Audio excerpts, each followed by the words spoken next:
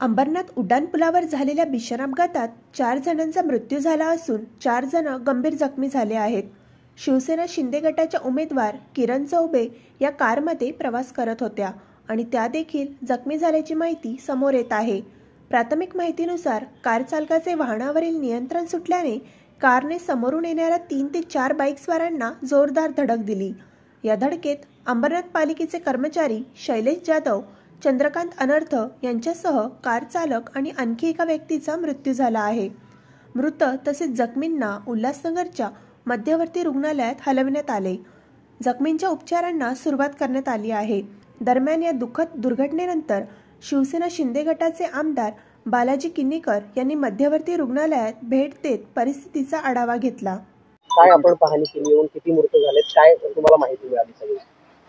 आज अंबरनाथमध्ये अंबरनाथ पूर्व आणि पश्चिमेला जोडणाऱ्या पुलावरती अपघात झालेला आहे। त्यामध्ये 4 लोकांचा डेथ घोषित झालेली आहे आणि 2 जण ॲडमिट आहेत।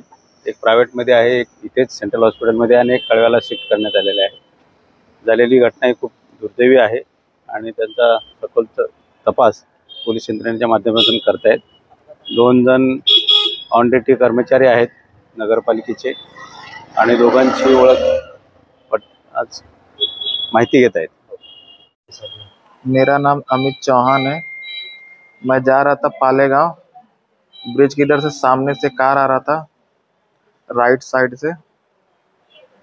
मैं डिवाइडर के साइड चढ़ा, एकदम डिवाइडर के साइड दबा के आया आउट साइड, सीधा सामने चढ़ा दिया गाड़ी। हम लोग 2 जन थे, मेरे पैर में लगा, उसका जंघे में लगा तो फट गया इधर से। आपको इधर फोन लेके आए?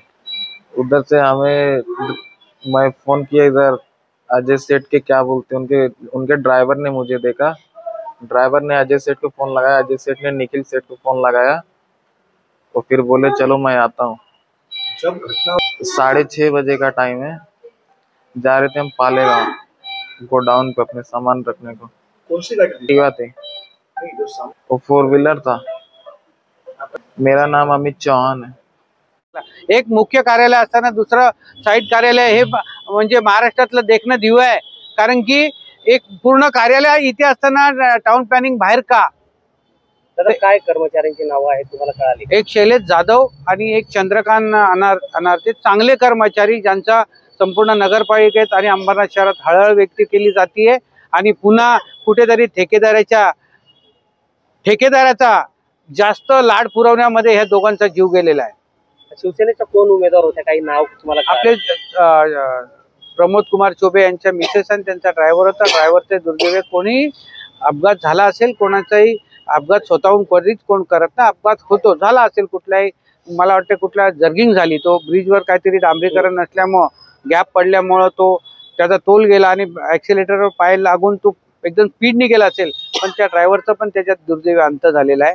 याला म्हणजे कोणाला दोष देता येणार नाही, पण हे कर्मचारी तिथे जाण्याला आपले ठेकेदार जबाबदार आहेत आणि हे जे असतील कोण आहे, जे मागचे सूत्रधार, हेच जबाबदार आहेत याला। म्हणजे एवढी मोठी पालिका बांधून सुद्धा अजून टाउन प्लॅनिंगचं ऑफिस तिकडे शिफ्ट केलं गेलं नाही, त्याच्यामुळे सगळं झालं हे सरळ दिसतंय।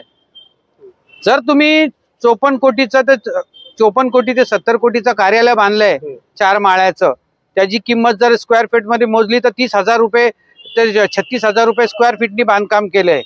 एवढी महागडी नगरपालिका बांधलेली आहे, मग ती कुठे, कशी, कोणाच्या घशात पैसे गेले आणि त्याचा आज आपल्याला भोग भोगायला लागले। आज ते कुटुंब रस्त्यावर आले ना, त्याला जबाबदार कोण?